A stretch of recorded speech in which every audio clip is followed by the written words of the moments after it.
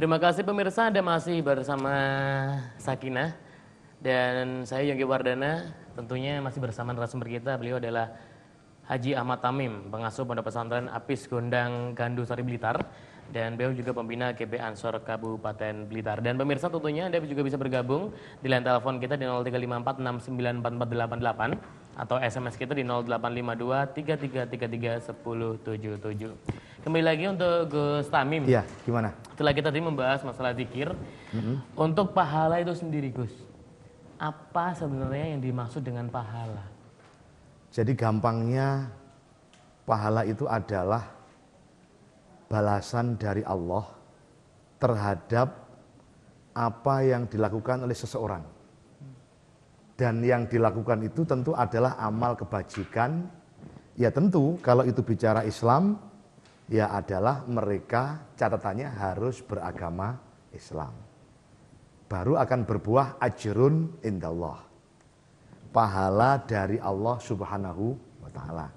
Jadi kalau menyebut pahala dari Allah adalah balasan yang diberikan oleh Allah kepada umat manusia, yang umat manusia itu beragama Islam. Itu pahala. Sehingga apa kemudian perilaku-perilaku baik yang dilakukan oleh manusia tidak baik? Ya baik. Akan tetapi kata Islam, menurut Islam, perilaku itu adalah disebut perilaku baik. Tidak berperilaku yang kemudian mendapatkan pahala dari Allah, karena mutlak syarat untuk bisanya berbuah pahala dari Allah tidak hanya cukup baik, tapi juga beragama Islam. Itu. Dan ini juga ada SMS sudah masuk di Ya, 0852 3333 1077. Assalamualaikum Gus. Waalaikumsalam warahmatullahi wabarakatuh. Saya Doni dari Kediri. Maaf sebelumnya kalau menyimpang dari tema. Ya, nggak apa-apa, nggak apa-apa. Saya ingin bertanya, sebenarnya surga itu ada berapa? Jika surga itu ada satu, yaitu surganya Allah, bagaimana dengan orang-orang yang beragama selain Islam? Apakah mereka juga mempunyai surga sendiri atau dijadikan satu nantinya dengan orang Islam, tapi mereka tidak menjalankan ibadah seperti layaknya orang Islam? Ya, jadi gini Mas Doni dan pemirsa KSTV yang dimuliakan oleh Allah Subhanahu wa taala, surga itu ya hanya surganya Allah. Jadi keyakinan itu satu, nggak boleh dua. Keyakinan itu satu. Hanya Islam pun menyampaikan innad dina indallahil Islam. Satu-satunya agama yang diridhoi oleh Allah hanya Islam. Tetapi la ikraha fiddin, Allah juga tidak memaksa hambanya untuk memeluk Islam. Ini artinya apa Mas Doni dan seluruh pemirsa yang budiman, bahwa sekali lagi ketika kita meyakini suatu prinsip, maka kita juga menghormati prinsip yang diyakini oleh orang lain. Nah, kalau pertanyaan kepada saya, tentu surganya satu. Surga siapa? Ya surga Allah. Dan siapa mereka yang berhak untuk masuk surga? Ya mereka yang beragama Islam. Kenapa demikian? Karena Allah menyampaikan man akhira kalamihi bila ilaha illallah dakhalal jannah. Ya. Silakan diterima. Ada telepon sudah masuk ini Gus, 0354694488. Assalamualaikum. Waalaikumsalam warahmatullahi wabarakatuh. Halo, assalamualaikum. Halo, assalamualaikum. Halo, Ya. assalamualaikum. Waalaikumsalam warahmatullahi wabarakatuh. warahmatullahi Dengan Bapak siapa di mana? Pak Ridwan di Blitar.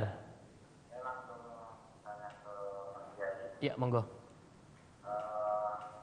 Ini Pak Kiai, temanya sangat bagus karena itu sepertinya sangat mengganjal sekali, terutama saya mohon maaf ketika kita harus beribadah suatu umat Islam dengan harapan kita memenuhi perintah dan juga insya Allah menjauhi segala larangannya.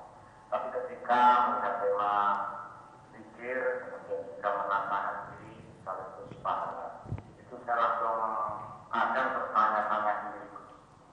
Bapak Kiai, kalau tidak salah, mohon maaf, saya sekaligus minta keterangan. Kalau kita beribadah katanya menginginkan pahala itu katanya malah tidak bagus.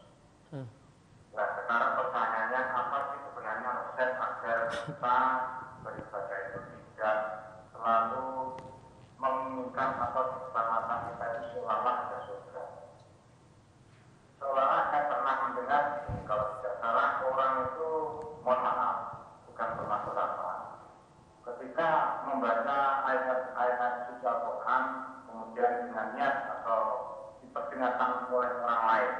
Ya. Makanya itu maaf itu tidak bagus. Nah, seharusnya kita harus bagaimana agar hati kita tetap terjaga, sementara kita tidak selalu berkeinginan agar mendapat pahala. Mohon maaf itu yang saya pertanyakan karena ini merupakan satu pertanyaan yang saya pikir mengganjal terus di hati saya. Itu Pak Kiai. Assalamualaikum. Waalaikumsalam warahmatullahi wabarakatuh. Bisa langsung? Ya.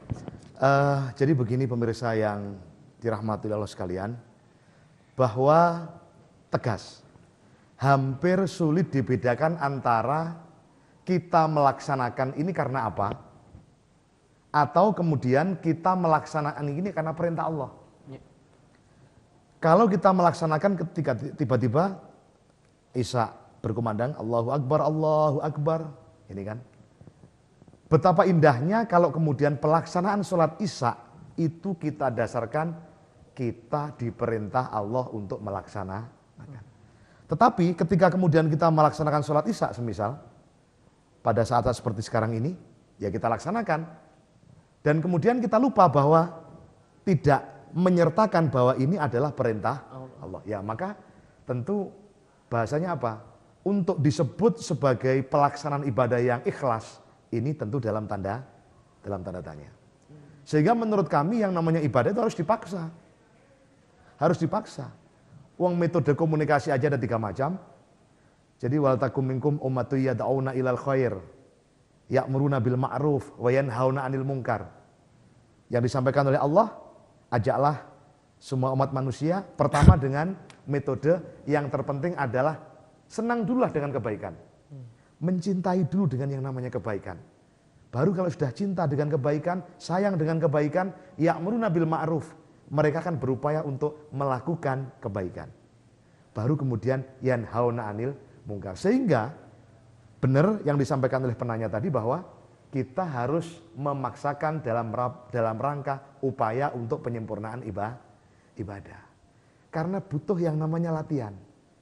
Sehingga jangan kemudian kalau kita melakukan sebuah amal karena ingin dapat pahala malah justru tidak dapat pahala. Loh, begini, pahala itu harus kita inginkan. Tetapi jangan kemudian kita meyakini bahwa surga itu bisa dibeli dengan pahala. Surga itu bisa dibeli dengan rahmat Allah. Karena apa? Ukuran yang paling mulia di hadapan Allah adalah bukan mereka yang kemudian pandai, bukan mereka yang beramal banyak, tapi inna akramakum indallahi atqakum. Jadi sekian ukuran barometer daripada yang paling dimuliakan di hadapan Allah adalah mereka yang bertakwa. Tapi ingat bahwa siapakah yang berhak mengukur takwa seseorang itu adalah rahasia Allah Subhanahu wa taala. Makanya kita dipesan untuk jangan meremehkan dosa kecil. Dosa kecil itu kalau diremehkan malah justru jangan-jangan nanti berubah dosa besar di hadapan Allah Subhanahu wa taala. Jadi intinya yang disampaikan Gus tadi bukan pahala yang banyak untuk jaminan di surga seperti itu, Gus. Ya, bukan begitu ya. Kita harus berlomba-lomba fastabiqul khairat untuk mendapatkan ridha Allah, pahala yang sebanyak mungkin, tetapi itu adalah merupakan hantaran.